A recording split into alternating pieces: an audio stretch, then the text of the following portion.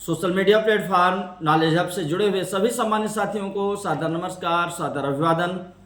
मैं ब्रजेश कुमार पटेल आज आप लोगों के बीच फिर से एक महत्वपूर्ण राजनीतिक मुद्दे को लेकर उपस्थित हुआ हूं।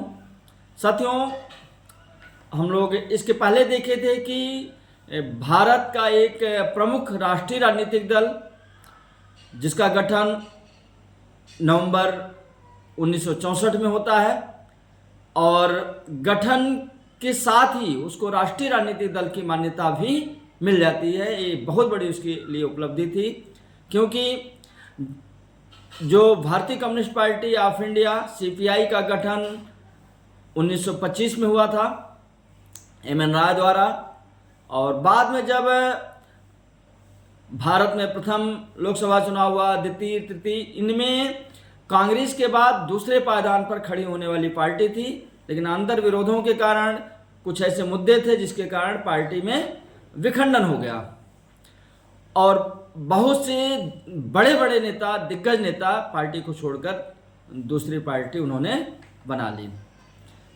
दोनों ही पार्टियां वामपंथी विचारधारा की पार्टियां हैं और इसलिए दोनों का जो झंडा है, जो चुनाव चिन्ह भी लगभग एक ढंग का है। सीपीआई का जो चुनाव चिन्ह है वो हंसिया और बाली है, और वहीं जो कम्युनिस्ट पार्टी मार्क्सवादी है उसका चुनाव चिन्ह हंसिया, हथौड़ा और तारा है। तो कभी कभी लोग दोनों को लेकर के कंफ्यूज हो जाते हैं। और गठन के बाद 1967 का पहला लोकसभा चुनाव आता है, वहाँ पर देखिए तो 19 सीटें सीपीआईएम को मिलती हैं। अभी सीपीआई की स्थिति अच्छी है, लेकिन जैसे जैसे आगे बढ़ते जाते हैं सीपीआई का जनाधार घटता जाता है और सीपीआईएम का जनाधार बढ़ता जाता है। केरल, त्रिपुरा और पश्चिम बंगाल में उसकी लगातार सरकारें बनती हैं। तो आज हम स्पेशली देखेंगे कि पश्चिम बंगाल के पूर्व मुख्यमंत्री ज्योति बसु कि उनके समय में पार्टी का ग्राफ किस तरह से बढ़ा और लगातार 23 साल तक उन्होंने कैसे अपने पद पर कार्य किया और एक अनुशासित सिपाही के रूप में अपनी पार्टी के लिए कैसे वो समर्पित रहे। ज्योति बसु, जिनका जन्म 8 जुलाई 1914 को कलकत्ता, जिसे वर्तमान समय में कोलकाता के नाम से जानते हैं, और बाद में वे सीपीआई से जुड़े और ट्रेड यूनियन, किसानों से जुड़ी समस्या, इन सब से जुड़ करके लगातार वे जनता के संपर्क में बने रहे। और जब 1967 ईस्वी में लोकसभा और विधानसभा के चुनाव हुए तो पश्चिम बंगाल की स्थिति ऐसी हो गई कि वहाँ पर कांग्रेस पार्टी को बहुमत नहीं मिला। 141 सीटें बहुमत के लिए चाहिए थी, उसको 127 सीटें मिली। कोई भी दल साथ आने के लिए तैयार नहीं हुआ और अंततः कम्युनिस्ट पार्टी, जिसके पास उस समय 43 सीटें थीं, एक गठबंधन बनता है और अजय मुखर्जी वहाँ के मुख्यमंत्री बनते हैं।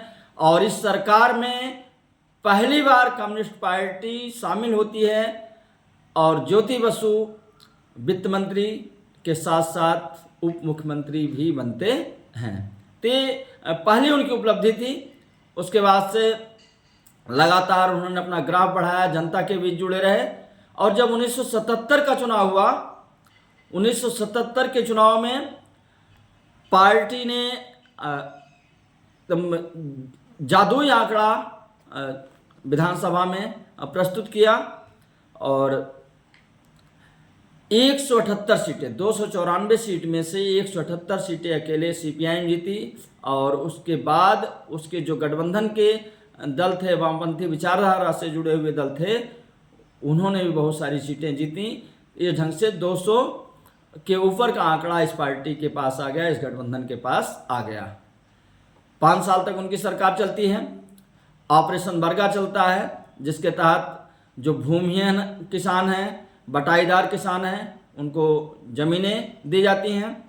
और मजदूरों के लिए भी बहुत सारे काम किए जाते हैं। फिर उसके बाद 82 का जब चुनाव होता है तो फिर से एक बार ये पार्टी अकेले 294 में 174 सीट जीती है और जो वाम मोर्चा है फिर से सरकार बनाता है और 87 तक मुख्यमंत्री बने रहते हैं। उसके बाद 1991 में चुनाव होता है। फिर इस समय भी ज्योति बसु के नेतृत्व में 187 सीटें वहाँ पार्टी जीतती है और इसके साथ ही मोर्चा के अन्य पार्टियां भी बहुत सारी सीटें जीती हैं। तो इस आधार पर आंकड़ा 200 के ऊपर ही बना रहता है। कांग्रेस की स्थिति वहाँ पर और सीपीआई की स्थिति लगातार गिरती जा रही है। मैं बता दूं, जो संयुक्त मोर्चा वहाँ पर बना हुआ, गठबंधन बना हुआ है, उसमें सीपीआई शामिल नहीं है।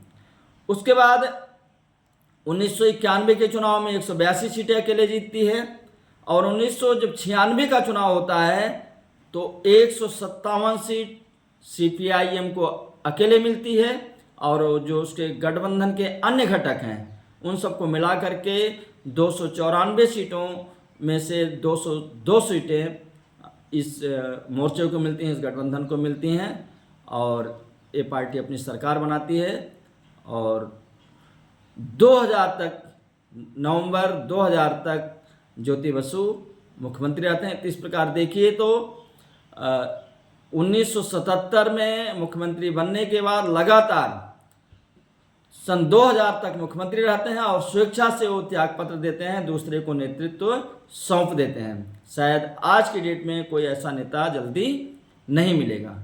और एक और घटना बता दूं मैं कि जब 1996 में पार्टी लोकसभा चुनाव में 32 सीट जीतती है, इस समय जो पार्टी के महासचिव हैं हरकिशन सिंह सुरजीत हैं और उनके नेतृत्व में जो प्रदेश स्तर के नेता हैं उनके नेतृत्व में पार्टी 32 सीट जीत करके आती है। और त्रिशंकु लोकसभा में जब अटल बिहारी वाजपेयी जी 13 दिन के बाद रिजाइन कर देते हैं, सरकार जो बनाने का ऑप्शन ढूंढा गया तो उसमें सबसे पहला नाम पश्चिम बंगाल के जो तत्कालिक मुख्यमंत्री हैं उनका नाम आया।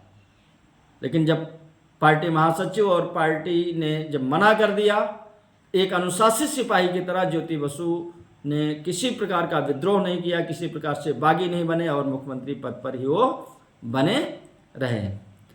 और आगे चल करके देखिए तो 2008 तक वो पोलित ब्यूरो में बने रहे और कभी भी वहाँ पर भी उन्होंने अनुशासनहीनता नहीं दिखाई, पार्टी से ऊपर दिखाने की कोशिश नहीं की। तो और इनका 2010 में निधन हो जाता है।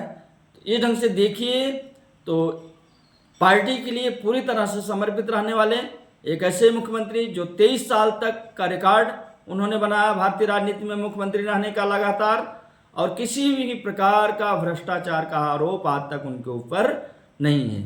ये मिसाल है, एक संदेश हमारे देश के जो भी राजनेता हैं, जो भी राजनीति कर रहे हैं उनके लिए है। आज का आप दौर देख ही रहे हैं कि जिस नेता के पास थोड़ी सी ताकत आती है वो अपने आप को पार्टी से ऊपर समझने लगता है और बहुत आराम से दूसरे दलों में भाग जाता है, विद्रोह कर देता है। बस आज इतना ही, फिर किसी दिन हम दूसरे और शख्स के बारे में बात करेंगे। Thank you.